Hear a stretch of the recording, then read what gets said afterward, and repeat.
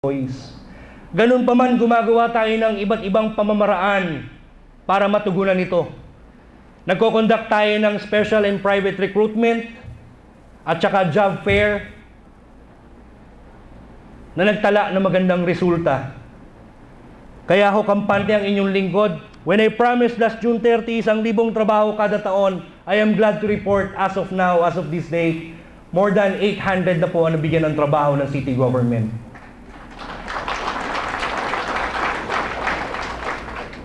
Kaya ho ito, with more or less how many months to go? 4 months. Ito po'y patuloy na problema ni Marvin Panahon. Bukod sa pagbibigay ng direktang trabaho, I know wala po tayong masyadong investment opportunities here. I've been talking with Ormeco, ang problema talaga natin, stable electricity so that we can attract investors. But probably, we have here some other modes and strategies that we're putting on. So can we meet the target by 2008 or 2009? Sa atin pong City Technology and Livelihood Development Center na pinangungunahan ni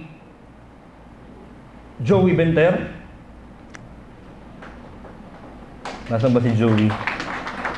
By the way, our housing project was being headed by our City Environment Officer, Mr. Willie Landicho. Bukod doon sa pagbibigay ng trabaho, direktang trabaho, meron tayong mga pagsasanay na ginagawa. For the last 8 months, we were able to train at least 600 nating po mga kababayan, iba't ibang pamamaraan nang sa ganun sila magkaroon ng pamamaraang kumita. Naandyan ho ang iba't ibang trainings, welding. In fact, I will tell again, sa Bansodo, nagpadala tayo ng nag-welding, 12, 8 ho no, nasa Australia na ngayon. At ngayon, iba't ibang pamamaraan na trainings ang ginagawa natin sa TLDC. But more than that, another landmark legislation was made this year. And I would like to commend our chairman ng cooperative here sa Sangguniang Panlunsod, co-sponsored. Well, we have the chairman, Consejal Idel Ilano and Joey Laines, Tito Joey. They were instrumental for passing the first ever ordinance creating the City Cooperative Development Office under the Office of the City Mayor. And this is in coordination with our Cooperative Council President, Mr. Bong Abas.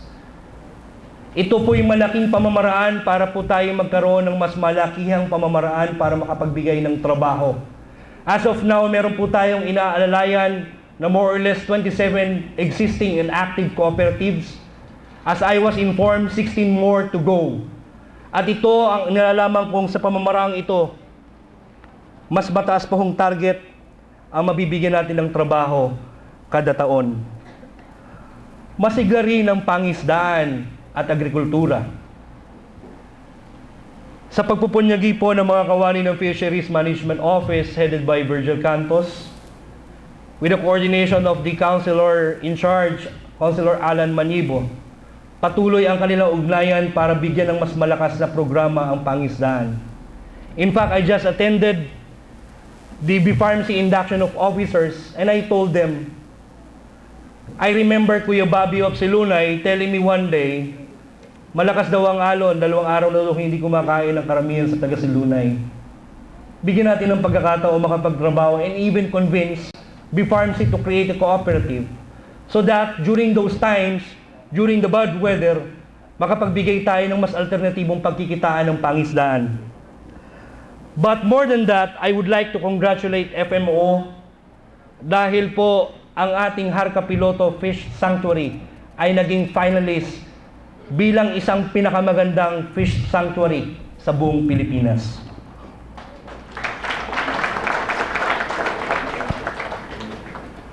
The backbone of our city is the farmer. The farmer who toils in the field, doing great lives for the betterment of their lives, to bring decent life to their families. Kaya po sa ating City Agricultural Services Department na pinamumunuan ni Manong Kaloy, patuloy ang pagtulong natin sa mga magsasaka. Nandiyan ang patuloy na pagbibigay nila ng flamethrower, drum seeder, certified seeds. More importantly, ang ating hybrid seeds our budget now na binigay natin at ibibigay this year para sa mga magsasaka is more or less 2 million worth of hybrid seeds. Tuloy pa rin ang ating Farmer Fields Day na pinalakas ng palay check system. But I'm waiting for your recommendation, Manong Kaloy, isang plano na binanggit nyo sa akin, ang Bagsakan Center, na kung saan ang ating mga magsasaka ay pwedeng makapaglagak ng kanilang ani para mas maging competitive po ang kanilang mga produkto sa market. I have been also in constant communication with Sabapeco, with Tatay Ben Sanchez, with more or less 600 farmers ang miyembro ng asosasyon. Sana ay ma-convert natin din sa cooperative nang sa ganon mas maging komprehensibo ang ating pagtulong sa mga taga-Sabapeco. As of now, more than 1 million ang ating pong binibigay bilang mga soft loans sa ating mga magsasaka. As of this date, I have verified with our licensing office, meron tayong 225 new establishments na nagpatala sa ating lungsod ng Calapan. Isang testamento na patuloy na magiging maunlad ang komersyo sa lungsod ng Calapan. At ito'y patuloy na magbibigay ng trabaho sa ating mga kababayan. Kaya ang aking mungkahi, as I heard, our youngest member of the Sangguniang Panlungsod is now on its process para po bigyang katugunan at katiyakan ang bagong investment code ng Calapan. Councilor Bong Grupal.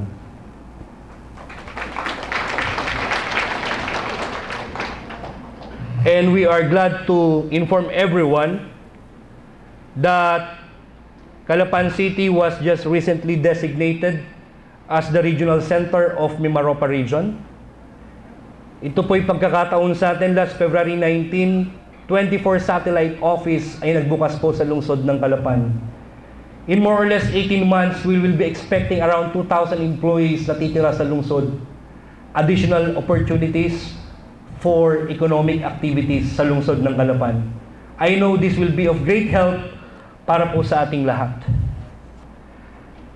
Knowledge is the creator of wealth, and as I would always say, this is the greatest equalizer in life. This year, we are investing more on education, 41 million. 17 million higher than last year. Palakpak po ang mga taga-ilan. Sa huling tala po, we have 486 scholars sa pinag-aaral ng lungsod ng Calapan. Mga mahihirap na ating mga kababayan, pero deserving at magagaling na dapat mag-aral. Along this line, we are also giving them trainings for enhancement of culture, values, and arts. Bukod pa roon, ito po'y may budget na 12 million. Bukod po sa departamentong itong pinamamahalaan ni Mrs. Manigbas, ang ating pong pagtanaw hindi lang sa nag-aaral, pati sa out-of-school youth. Kaya po, naandyan ang pagbunga ng isang programa, ang alternative learning system.